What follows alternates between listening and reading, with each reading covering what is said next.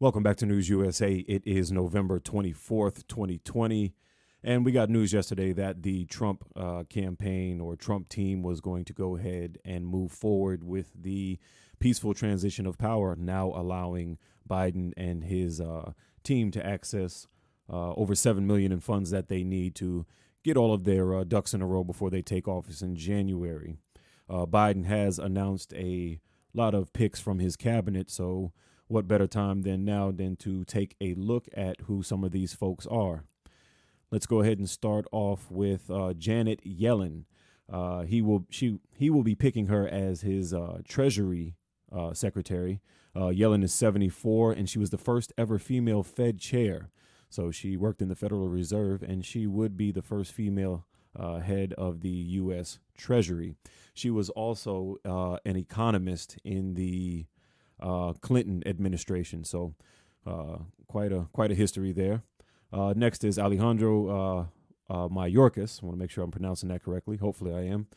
He was a deputy secretary in the Department of Homeland Security during the Obama administration. He was born in Havana, Cuba. Family fled as political refugees to Miami. He's a former longtime law enforcement official. And during his tenure at DHS, the Department of Homeland Security, he worked on the development and implementation of Deferred Action for Childhood Arrivals program, also known as DACA, and headed the department's response to the Ebola and Zika health crisis, which he must have done a pretty good job because we didn't have an Ebola or Zika virus outbreak here in the U.S., which is a good thing.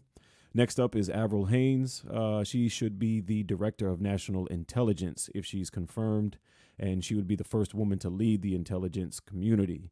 She was previously a National Security Advisor and Deputy Director of the CIA, and the first woman to hold the position, actually. So quite an extensive history here as well. Next is John Kerry. We all pretty much know who John Kerry is. He is a former senator from Massachusetts. He also ran for office. I believe it was back in 2004. He was the Democratic presidential nominee. So, yep, that's pretty much it for Mr. Kerry. Next, we have Jake Sullivan. He's actually a close aide to Biden, and he has been announced for the position of National Security Advisor. He would be the youngest, one of the youngest people to serve in that role in decades. According to the transition team. He was the former vice president's national security advisor and worked at the State Department under Hillary Clinton. Dun, dun, dun. Yeah, Hillary Clinton. I know not too many folks are too familiar with her. Also announced is Linda ThomasGreenfield for the position of U.S. Ambassador to the United Nations. She had a 35-year career with the Foreign Service, and that ended in 2017. Biden is changing this UN position to a cabinet level position, so she's going to be the first black woman in a role that is this visible, this high profile. And let's take a look at the last one here. That's going to be Anthony Blinken. He's supposed to be the Secretary of State. He was the Deputy Secretary of State and Deputy National Security Advisor under President Barack Obama. And he's got quite an extensive history in politics on the global stage. So as far as resumes are concerned, all of these folks are pretty much cream of the crop. They all have extensive backgrounds in government and should hopefully play their positions well.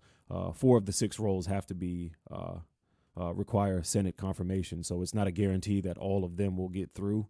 There may be a little bit of battle, especially if the Senate is held on by Republicans.